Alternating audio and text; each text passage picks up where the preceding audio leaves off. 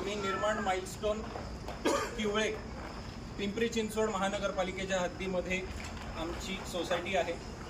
तिथं आम्ही सोसायटीच्या पार्किंगमध्ये मागे जमलेलो आहोत।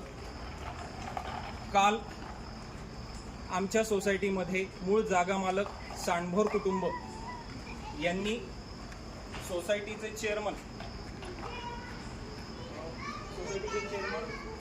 निकम सर आणि सोसायटीमधले इतर मेंबर मेश्राम कुटुंब यांना मारहाण केली आणि ती मारहाण एवढी भयानक होती की त्या मॅडम बरोबर जे लहान मूल होतं त्याला सुद्धा भीती वाटली। इतरही काही सदस्यांबरोबर लहान मुलं होती, ती लहान मुलं घाबरलेली होती। आत्तापर्यंत असे प्रकार 2दा ते 3दा झालेले आहेत। एकदा परत त्यांना सांडभोर कुटुंबांनी असं वेगवेगळ्या व्यक्तींना मारहाण करण्याचे प्रकार खूप वेळेला केलेले आहेत आणि 3दा ते 4दा आजपर्यंत रावेत पोलीस चौकी इथं त्या कुटुंबाच्या विरोधात तक्रार करण्यासाठी सोसायटी मेंबर्सनी भरपूर प्रयत्न केले, पण राजकीय पाठबळाच्या जोरावर आमचा आवाज कायम रावेत पोलीस चौकीमधनं दाबण्यात आला। तो आवाज आम्हाला कुठंही न्याय मिळवून देऊ शकलेला नाहीये। आमचा 100 लोकांचा आवाज तिथं चौकीपाशी जाऊन सुद्धा एकच कुटुंब बाकी 100 फ्लॅट्सना जर त्रास देत असेल तर आमची अपेक्षा आहे की आम्हाला न्याय मिळावा। कालच्या प्रसंगामध्ये तर आमच्या इथल्या महिलेला सुद्धा मारहाण झाली आणि हे अत्यंत निंदनीय कार्य झालं।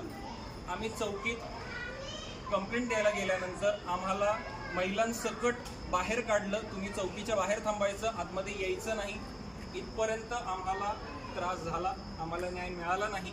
इथून पुढं मिळेल याची आशा आम्ही ठेवायची का नाही हे आता राज्याच्या मुख्यमंत्र्यांनी आणि गृहमंत्र्यांनी सांगावं। नक्की ज्यांच्यावर प्रसंग बेतला त्यांनी एकदा सांगावं, मॅडम तुम्हाला नक्की काय मारहाण झाली आणि तुम्हाला किती लागलं?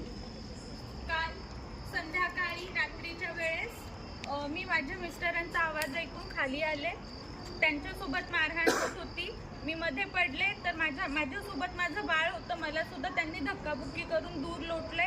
मला इथे माझा हात काळा निळा होईपर्यंत त्या बापलेकांनी मारलेला आहे। माझ्या इथे गुडघ्याला सुद्धा मार लागलाय।